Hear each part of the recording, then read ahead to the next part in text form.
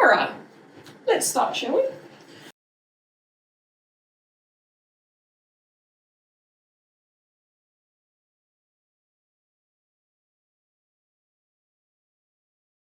Huey had 3 institute theatres, Ranella, Morfett Vale and Richmond. Bob Wallis actually was an usher at Richmond.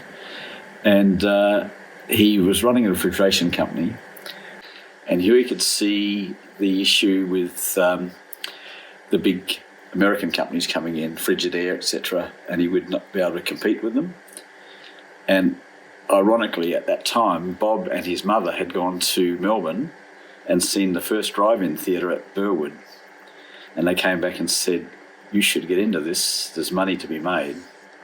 So that's how he got in. He bought this swampland at West Beach and a tractor and a bulldozer, and they built the Blue Line Drive-In, which was the first of many, which followed the main line at Jepp's Cross, which is still going, and many more in the country as well. So that's how he got into the movies. And he sold the business, refrigeration business, to his partners, who went bankrupt. He grew up and went into business when the Depression was on. So naturally, it was quite different. He was a good businessman, but a very hard and shrewd man. Grandad Huey was very much a very ruthless man, very shrewd, but very powerful. But I suppose that was back in that time, in that era. And of course, him being a very tall man, in my eyes, I always was in fear of him. But he was a very good business person. He had the entrepreneur, he had the vision for what he did and achieved. You certainly commend him in that time. As a grandfather, he was not a person that would show much emotion or that typical grandfather, grandpa that we may think of that's very open arms, loving. Not at all. He was very much hello, and sometimes I was addressed as Lassie or Bonnie or Sheila. But again, that's that time and of that era that to be expected. That he was a very hard man.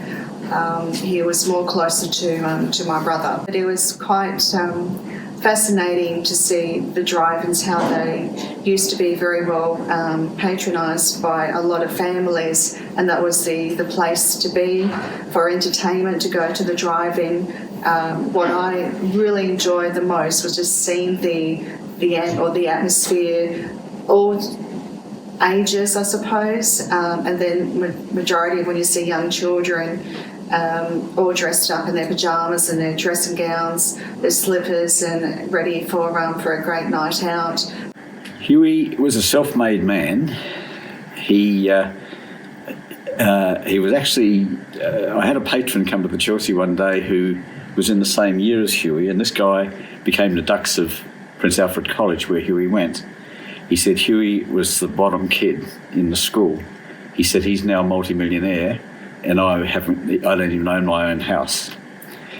So he was a self-made man. A lot of people said that he was mean, but I didn't find that. I think he was like a lot of people that came through the Depression. They hated waste. Huey used to come out when I was out at the Piccadilly, and Huey Wallis was very, you knew where you stood with him. He was very tough, and I say that in a kind way. I remember, and I remember one of the doors was broken at the. Someone broke the door on the ladies' toilets down at the Academy at the Piccadilly. So we decided we needed a chisel set to fix it ourselves.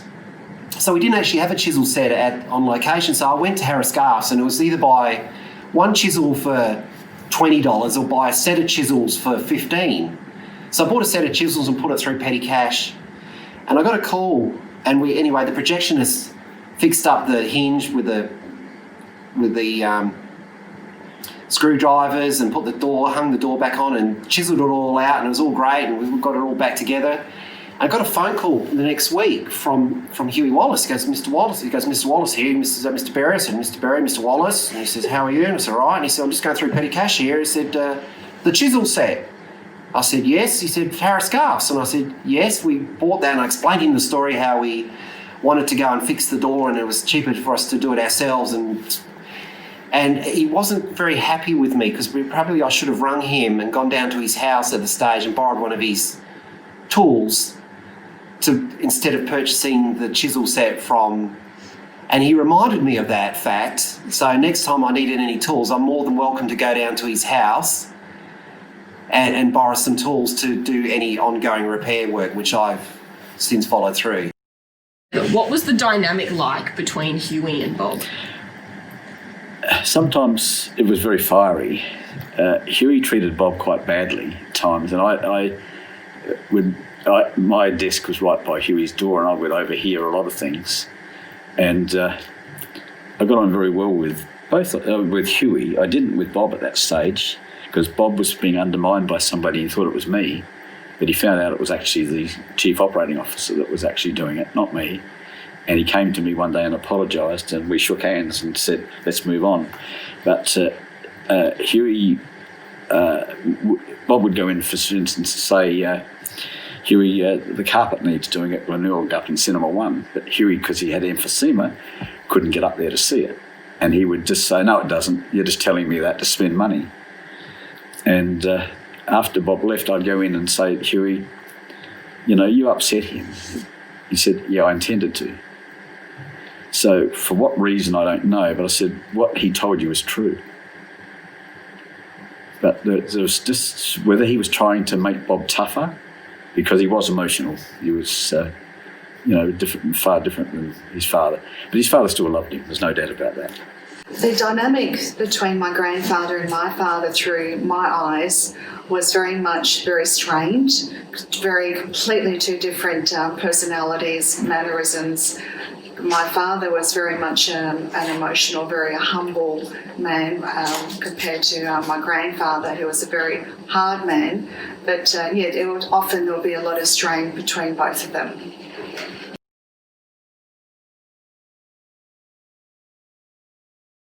Bob was different than his father, a much more emotional man than Huey, but his integrity was outstanding. He really cared.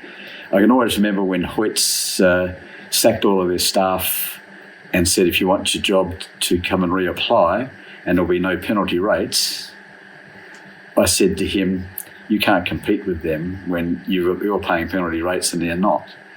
And he said, and I said, I'm quite prepared to lose my penalty rates. And he said, I can't do that to you. He said, I employed you under that basis. You may have a mortgage or may have commitments based on what I'd offered you. So I cannot take that away from you. That's the type of person he was. And, he really cared about people. And he often said to me, I know all of my staff don't care about me, but some do. And I want to keep the company going for those people. When I was ushering, Bob was still around.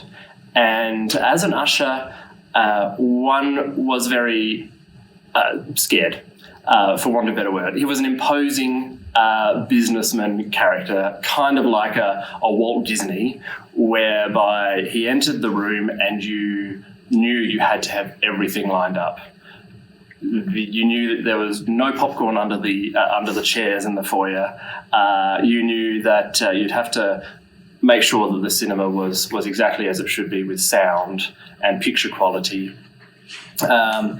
In saying that, he, while being imposing and businessman-like, there was also a softer side that I was aware of that would hone in and focus on the growth of the individual still. And he enjoyed success. And I remember one time when I went, when we had a sellout session. The movie, I even remember, was The Day After Tomorrow. We had a sellout session, and Jim, my boss at the time, was catching up with Mr. Wallis in Auchendoric, and I went across to tell them that we had a sellout session, and he was rapt, and Jim was rapt as well, although I think there was also, an element of how did Jim was over there? How did that happen at that point? So I think there was definitely an element of pride in his job.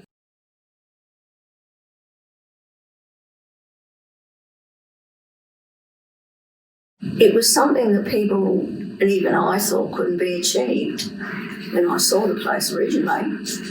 But Bob could. He always had vision. And yes, it turned out beautiful. And since then, it's been made more beautiful. My first favourite Wallis memory would be opening Ukunduruk in Mount Barker, where at 8 years old stood on a round jar table in the ballroom. I mean, who does that? And gets thrown in the mix just to do a speech in front of Premier Mike Ryan at the time, Honorary Alexander Downer, Jane Doyle, the CEO of Mount Barker Council, the Mayor of Mount Barker Council, all these big people. That really has set me up for my journey now and where I'm heading. So that is definitely one of my favourite memories. I remember afterwards just crying my head off because I was so proud of Grad, and I just fell into his arms. And there's this picture of me in my yellow jacket, which has pink flowers on it. Very stylish. Thanks, Mum. I'm just crying uncontrollably in his arms.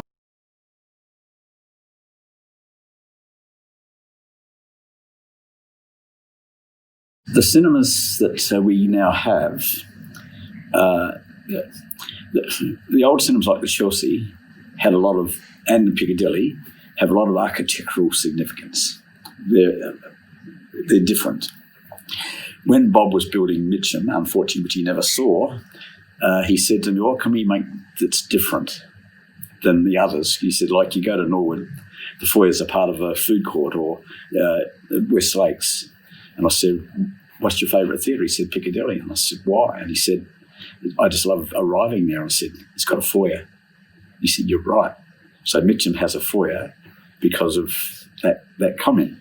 But also the theatres, we have bigger screens now. The old theatres had smaller screens. They were distant. The audience were distant from the screen. Now you're totally encompassed by you're sitting in the vision. We've got much more comfortable seats. We've got leg room between the seats. In the old theatres, when someone came along to get out of a row, everyone had to stand up so they get past. You can have a dance now in front of them. It's much, much better.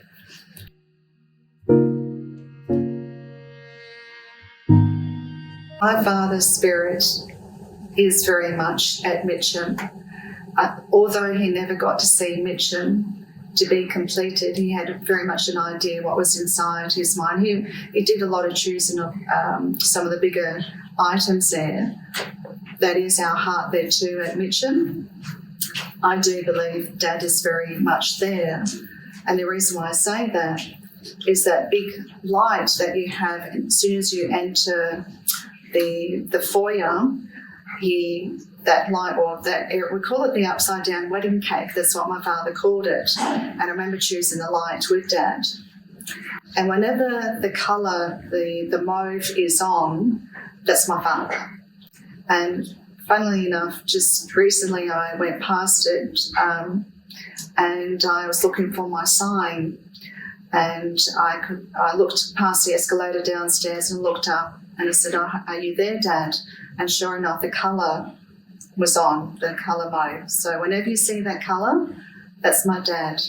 And of course, when you look at all around all the Shavosky and all the wrought iron, look really closely within and you will see different signs to do with Dad and myself.